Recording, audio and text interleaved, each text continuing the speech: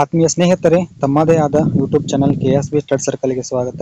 ಇವತ್ತು 6ನೇ ತರಗತಿ ಪ್ರಥಮ ಭಾಷೆ ಕನ್ನಡ ವಿಷಯಕ್ಕೆ ಸಂಬಂಧಪಟ್ಟಂತೆ ಪ್ರಥಮ ರೂಪಣಾತ್ಮಕ ಪರೀಕ್ಷೆ 2025-26ನೇ ಸಾಲಿನ ಈ ಒಂದು ಪರೀಕ್ಷೆಯನ್ನು ಈ ಒಂದು ವಿಡಿಯೋದಲ್ಲಿ ಹೋಗೋಣ. ಇದು ಪಾಠ ಆಧಾರಿತ ಮೌಲ್ಯಾಂಕನ ಆಧರಿಸಿ ಏನು ಮಾಡಿದಪ್ಪ ಅಂತಂದ್ರೆ ರಚನೆಯನ್ನು ಮಾಡಿರ್ತಕ್ಕಂಥದ್ದು. ಇನ್ನು ಮಾಪನಕ್ಕೆ ಒಳಪಡಿಸಿರ್ತಕ್ಕಂಥ ಪಾಠಗಳು ಯಾವತ್ತಂದಾಗ ಗದ್ಯ 1 ದೊಡ್ಡವರ ದಾರಿ ಅಂತಕ್ಕಂಥದ್ದಿದೆ. ಆಮೇಲೆ 2ನೇದು ಗಂಧರ್ವ ಸೇನ ಅಂತಕ್ಕಂಥ 2 ಗದ್ಯ. ಇನ್ನು ಪದ್ಯದಲ್ಲಿ ಏನಂತಂದ್ರೆ ಬೇಸಿಗೆ ಅಂತಕ್ಕಂಥದ್ದು ಬಂದಿದೆ. ಆಮೇಲೆ 2ನೇದು ಮಂಗಳ ಗ್ರಹದಲ್ಲಿ ಹುಟ್ಟಿ ಅಂತಕ್ಕಂಥ 2 ಏನದಾವತ್ತಂದ್ರೆ ಪದ್ಯ 2 ಗದ್ಯ ಇರ್ತಕ್ಕಂಥದ್ದು. ಇಲ್ಲಿ ಮೊದಲಿಗೆ ಏನು ಮಾಡೋಣ ಅಂತಂದ್ರೆ ಪ್ರಶ್ನೆ ಪತ್ರಿಕೆಯನ್ನು ನೋಡ್ತಾ ಹೋಗೋಣ. ಆಮೇಲೆ ಉತ್ತರ ಸಹಿತ ಏನು ಮಾಡೋಣ ಅಂತಂದ್ರೆ ಇಲ್ಲಿ ನೋಡ್ತಾ ಹೋಗೋಣ. ಡೈರೆಕ್ಟಾಗಿ ಏನಂತಂದ್ರೆ ಹೊಂದಿಸಿ ಬರೆ ಅಂತಕ್ಕಂಥ ಮುಖ್ಯ ಪ್ರಶ್ನೆ 1ರಲ್ಲಿ ಹೋಗೋದಾದ್ರೆ 2 ಹೊಂದಿಸಿ ಬರೆ ಇರ್ತಕ್ಕಂಥದ್ದು. 1 ಪ್ರಥಮ ರಾಷ್ಟ್ರಪತಿ, ಆಮೇಲೆ 2ನೇದು ಇಳೆ ಅಂತಕ್ಕಂಥದ್ದು. ಇಲ್ಲಿ ಆ ವಿಭಾಗದಲ್ಲಿ ಕೊಟ್ಟಿರ್ತಕ್ಕಂಥ ಒಂದು ಪದಗಳು ಏನಂತಂದ್ರೆ ಸೂರ್ಯ, ಆಮೇಲೆ ರಾಜೇಂದ್ರ ಪ್ರಸಾದ್, ಆಮೇಲೆ ಭೂಮಿ ಅಂತಕ್ಕಂಥ. ಇಲ್ಲಿ ಎಲ್ಲ ಸೇರಿಸಿ ಏನಂತಂದ್ರೆ ಇಲ್ಲಿ ಹೊಂದಿಸಿಯನ್ನು ಬರೀಬೇಕು. ಇನ್ನು ಮುಖ್ಯ ಪ್ರಶ್ನೆ 2ರಲ್ಲಿ ಮೊದಲೆರಡು ಪದಗಳ ಸಂಬಂಧ ಗ್ರಹಿಸಿ 3ನೇ ಪದದ ಸಂಬಂಧ ಬರೆಯಿರಿ ಅಂತಕ್ಕಂಥದ್ದಿದೆ.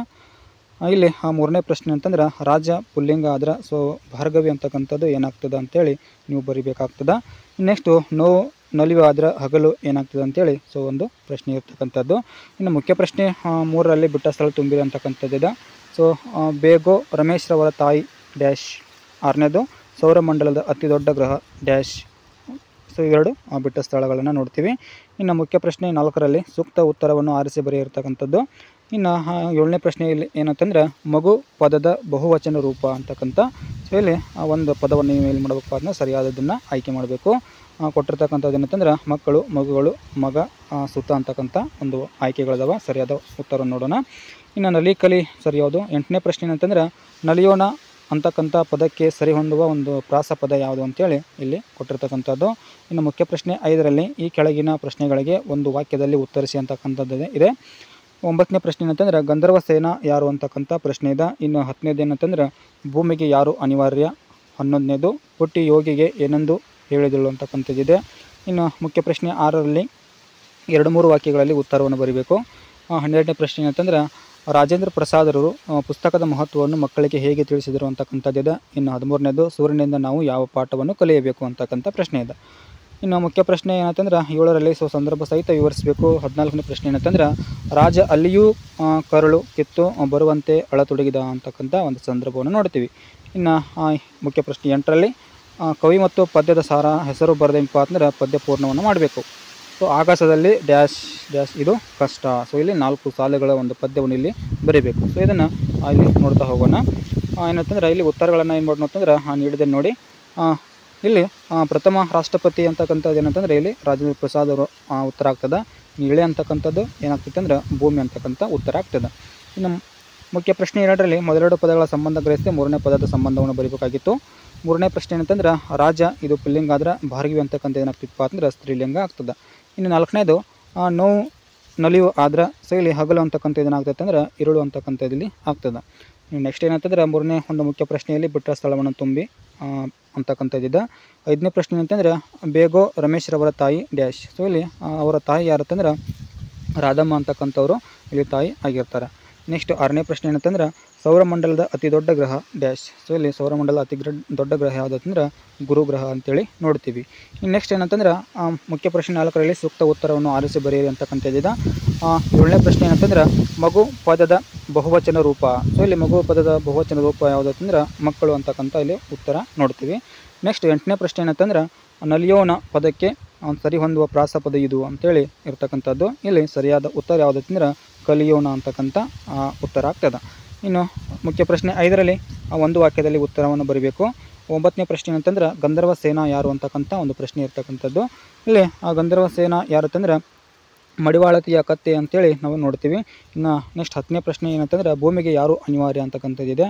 ಇಲ್ಲಿ ಭೂಮಿಗೆ ಅನಿವಾರ್ಯ ಯಾರತ್ತಂದ್ರೆ ಸೂರ್ಯ ಅಂತಕ್ಕಂಥದ್ದಿಲ್ಲಿ ನಾವು ಉತ್ತರವನ್ನು ನೋಡ್ತೀವಿ.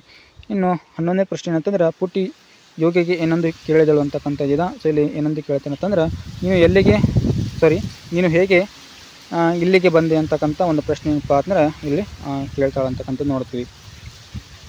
ಇನ್ನು ಮುಖ್ಯ ಪ್ರಶ್ನೆ 6ರಲ್ಲಿ 2-3 ವಾಕ್ಯಗಳಲ್ಲಿ ಉತ್ತರವನ್ನು ಬರೀಬೇಕು. 12ನೇ ಪ್ರಶ್ನೆ ಏನಂತಂದ್ರೆ ರಾಜೇಂದ್ರ ಪ್ರಸಾದ್ರವರು ಪುಸ್ತಕದ ಮಹತ್ವವನ್ನು ಮಕ್ಕಳಿಗೆ ಹೇಗೆ ತಿಳಿಸಿದರು ಅಂತಕ್ಕಂಥದ್ದಿದೆ. ಇಲ್ಲಿ ಹೇಗೆ ತಿಳಿಸ್ತಾರೆ ಅಂತಂದ್ರೆ ರಾಜೇಂದ್ರ ಪ್ರಸಾದ್ರವರು ಮಕ್ಕಳಿಗೆ ತಾವು ಏನಪ್ಪ ಅಂದ್ರೆ ಹರಿದ ಪುಸ್ತಕಗಳ ಬಗ್ಗೆ ಅಪರಾಧಿಯ ಒಂದು ಭಾವ ಏನಪ್ಪ ಅಂದ್ರೆ ಮೂಡುವಂತೆ, ಆಮೇಲೆ ಪುಸ್ತಕಗಳು ಏನಪ್ಪ ಅಂದ್ರೆ ಜ್ಞಾನ ಭಂಡಾರ, ನಮ್ಮ ತಿಳುವಳಿಕೆಯನ್ನು ಹೆಚ್ಚಿಸುವ ಒಂದು ಆಕಾರಗಳು ಅಂತ ಹೇಳ್ತಾರೆ. ಅಷ್ಟೇ ಅಲ್ಲದೆ ಪುಸ್ತಕದ ಪುಟವನ್ನು ಏನಪ್ಪ ಅಂದ್ರೆ ಹರಿದು ಹಾಕೋದು ಒಳ್ಳೆಯ ಒಂದು ಅಭ್ಯಾಸವಲ್ಲ ಕೂಡ ಅಂಥೇಳಿ ಮಕ್ಕಳಿಗೆ ಏನು ಮಾಡ್ತಾರೆ ಅಂತಂದರೆ ಈ ರೀತಿ ಪುಸ್ತಕದ ಒಂದು ಮಹತ್ವವನ್ನು ಇಲ್ಲಿ ಹೇಳ್ತಾರೆ ಅಂತೇಳಿ ನಾವು ನೋಡ್ತೀವಿ. ನೆಕ್ಸ್ಟು 13ನೇ ಪ್ರಶ್ನೆ ಇರ್ತಕ್ಕಂಥದ್ದು ಏನಂತಂದ್ರೆ ಸೂರ್ಯನಿಂದ ನಾವು ಯಾವ ಪಾಠವನ್ನು ಕಲಿಯಬೇಕು ಅಂತಕ್ಕಂಥದ್ದಿದೆ. ಯಾವ ಪಾಠವನ್ನು ಕಲಿಬೇಕಂತಂದಾಗ ಏನಂತಂದ್ರೆ ಸೂರ್ಯನಿಂದ ಕಲಿಯಬೇಕಿರ್ತಕ್ಕಂಥ ಅಂಶಗಳು ಹಲವಾರು.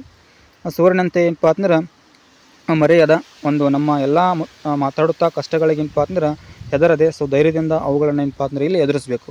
ಅಂತಕ್ಕಂಥ ಅಂಶಗಳನ್ನ ಏನು ಮಾಡಬೇಕಪ್ಪ ಅಂತಂದರೆ ಇಲ್ಲಿ ಕಲಿಬೇಕಾಗಿರ್ತಕ್ಕಂಥದ್ದು. ಇನ್ನು ಮುಖ್ಯ ಪ್ರಶ್ನೆ ಏನಂತಂದ್ರೆ 7ರಲ್ಲಿ ಸಂದರ್ಭ ಸಹಿತ ವಿವರಿಸಬೇಕು. ರಾಜ ಅಲ್ಲಿಯೂ ಏನಂತಂದ್ರೆ ಕರಳು ಕೆತ್ತು ಬರುವಂತೆ ಅಳತೊಡಗಿದ. ಇದೊಂದು ಏನಂತಂದ್ರೆ ಪ್ರಶ್ನೆ ಇರ್ತಕ್ಕಂಥದ್ದು ಸಂದರ್ಭ.